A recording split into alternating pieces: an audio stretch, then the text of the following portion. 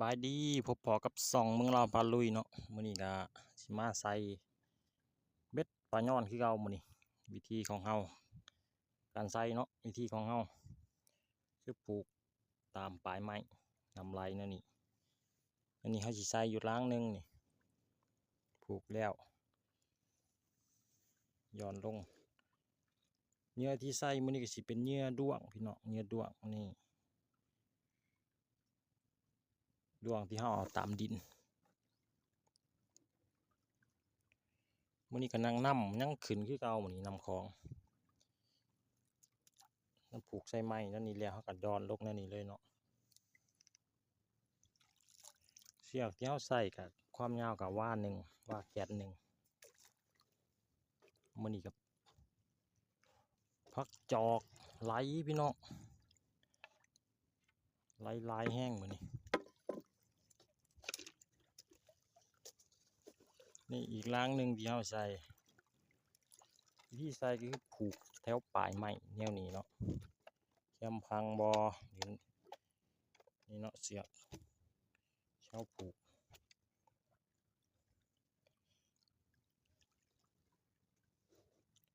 วิธีการเกี่ยวกับเกี่ยวแต่หัวลงก้นเนาะประมาณนี้เฮาก็สิต่อไปสิไม้ก็เฮากะผูกตามไม้นั่นนี่ปลายไม้นั่นนี่ไปเรื่อย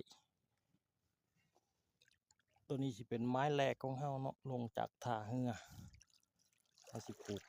ใส่รองลงไปทางใต้พุ่นเลย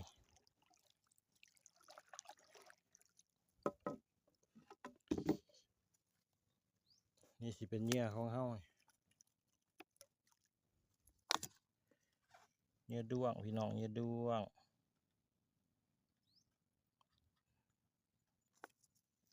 เบ็ดที่ใส่ก็เป็นเบ็ดเบอร์ซี่กาละครั้ง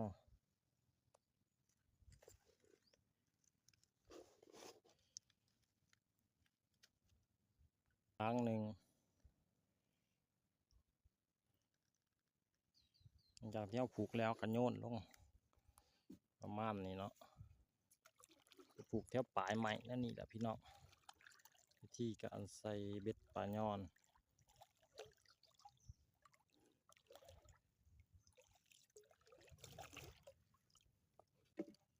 ถ้ารุ่นกันบื้นเศร้า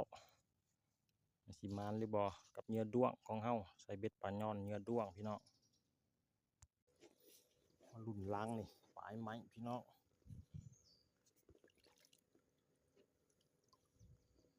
มีดึงอยู่มีดึงอยู่นี่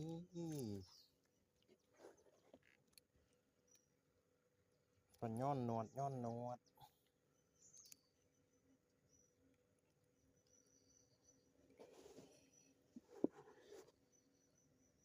เหยื่อกันยังคาปากด้วยพี่น้อง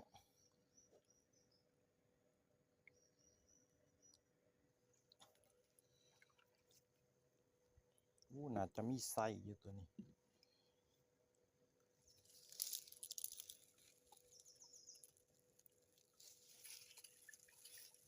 นี่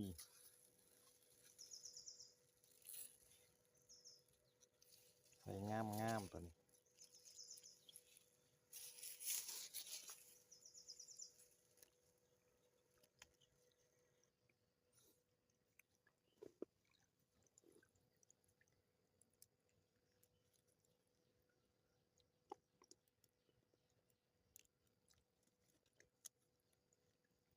โอ้โอ้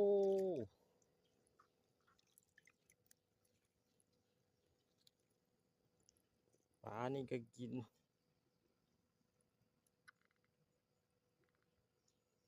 ปลาดุกมูล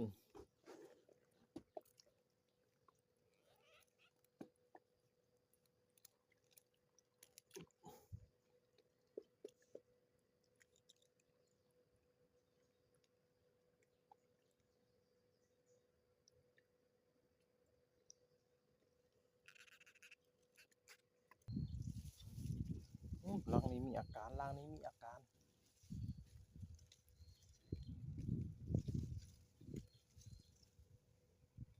อ้าวโบแมนพี่น้องโอ้ยแต่พุ่นล้างพุ่นโดนพุ่นล้างพุ่นโดนพุ่นสงสัยตัวใหญ่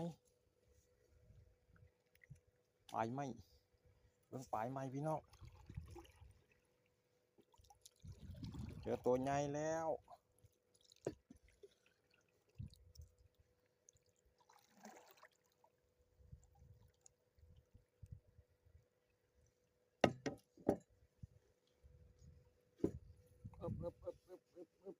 อึบ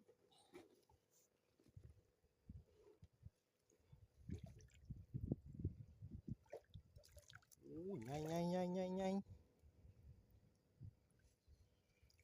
ไม่ของแท้ตัวใหญ่ของแท้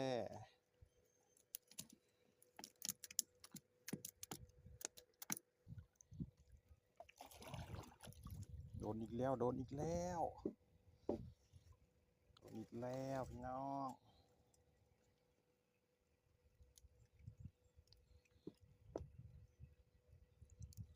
ใส่อาจจะใหญ่อยู่ตัวนี้กันดึงแห้งอยู่ซึบนี่สวยงามมาอีกแล้ว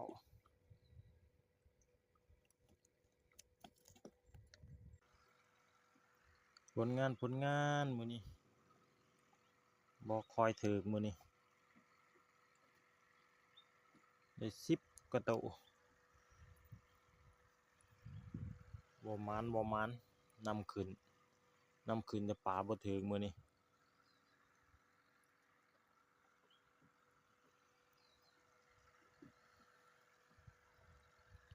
ได้10กว่าตัวปรากฏปลาดุกมูลก็มี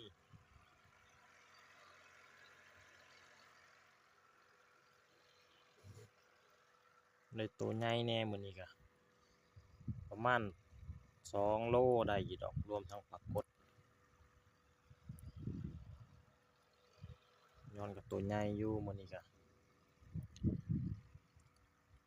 ผลงานเหยื่อดวงเนาะ